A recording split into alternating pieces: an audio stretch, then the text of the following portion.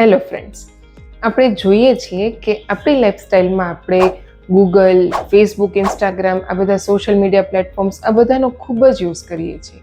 અને એ જ રીતે પ્રેગ્નન્સી દરમિયાન પેશન્ટ પણ પોતાના કન્ફ્યુઝન્સ ક્લિયર કરવા માટે, પોતાના નવા સિમ્ટમ્સમાં રાહત મેળવવા માટે સોશિયલ મીડિયાનો ખૂબ જ યુઝ કરે છે.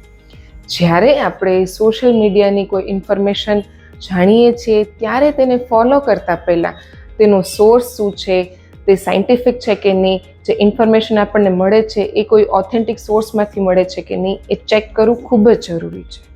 અને તેનાથી પણ ઇમ્પોર્ટન્ટ, આ ઇન્ફોર્મેશનને તમારા ગાયનેકોલોજીસ્ટ સાથે ડિસ્કસ કર્યા સિવાય ક્યારેય ફોલો કરવી જોઈએ નહીં. જ્યારે આપણે કોઈ ઇન્ફોર્મેશનને બ્લાઇન્ડલી ફોલો કરીએ છીએ ત્યારે એ આપણને ફાયદો કરવા કરતાં નુકસાન કરી શકે છે. અને એ જ રીતે સોશિયલ મીડિયાના વધુ પડતા યુઝથી patient depression, anxiety, self criticism આ બધી વસ્તુઓ ફીલ કરવા માંડે છે.